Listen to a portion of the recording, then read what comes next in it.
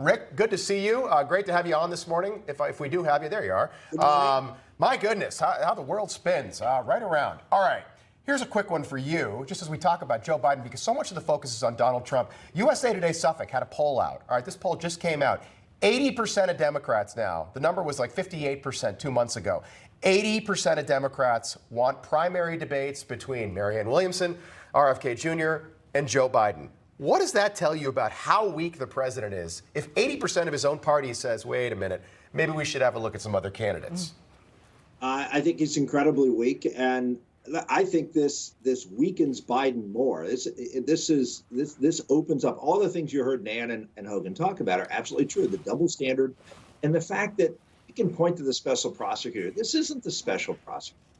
This is Merrick Garland and Joe Biden. They signed off on it.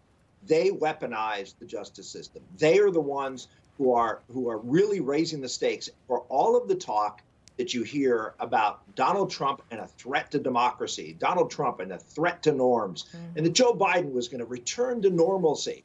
Joe Biden, this is not returning to normalcy. You know what was returning to normalcy?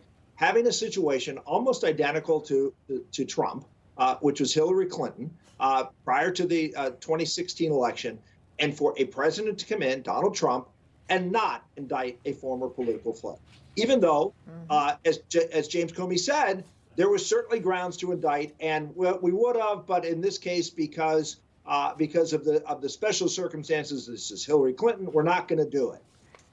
Joe Biden now is faced with, as they all mentioned, a very similar situation where Donald Trump and Hillary Clinton's behavior are almost identical, and yet they decide to indict. They decide to weaponize the justice system. They decide to destroy a norm and indict someone who was a former president. Clinton wasn't even a former president, but a former president and still running for office.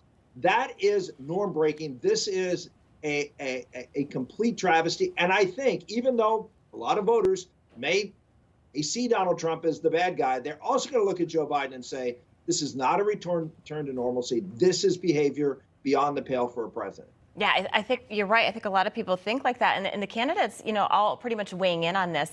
Rick, here's what Christie had to say on CNN.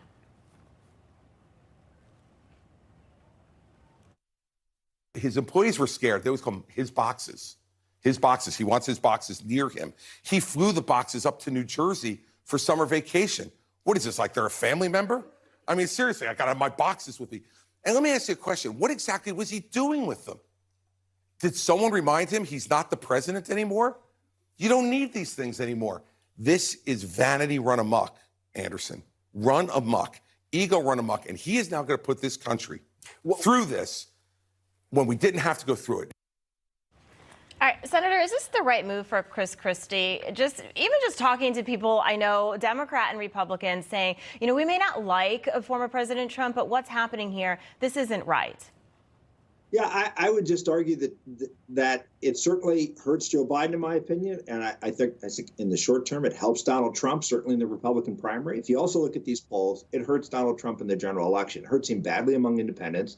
You can't hurt him any worse than he is among Democrats. But you don't win or lose election, on getting the other side's votes. You win or lose by getting independent votes. Senator, you still believe that? You still believe this hurts Donald Trump with independents and Democrats?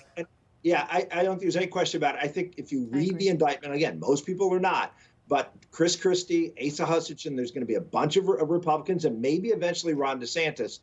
They're going to come out and they're going to start looking at this indictment, and this is going to start coming out about the behavior of Donald Trump. And you can say, well, we don't know that it's true. And that's true. We don't. This is simply an indictment. But there's recorded telephone calls. There's other types of fairly hard evidence that Donald Trump was doing things that he should not have been doing, with no question about it. Yeah.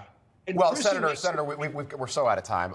But he could say, we'll hear a lot more at 3 o'clock today. Don't forget, his defense to the phone calls could have been, I'm a blowhard. I might have said that stuff, but I was president. I had the power to declassify. I think, put it this way, this can all be spun. I don't see a transcript that CNN and Anderson Cooper give me and say, oh, geez, we've got phone calls. Remember the Ukrainian perfect phone call? We saw that transcript too. We knew it was totally bogus. By the way, he was right to request that the Ukrainians and Biden be looked at. He was right. My That's goodness. why he wants those documents, because that's And I don't his have a horse proof. in the race. I'm just trying to call balls and strikes. Senator Santorum, great to be with you again this morning. Nan, Hogan, we're going to pick this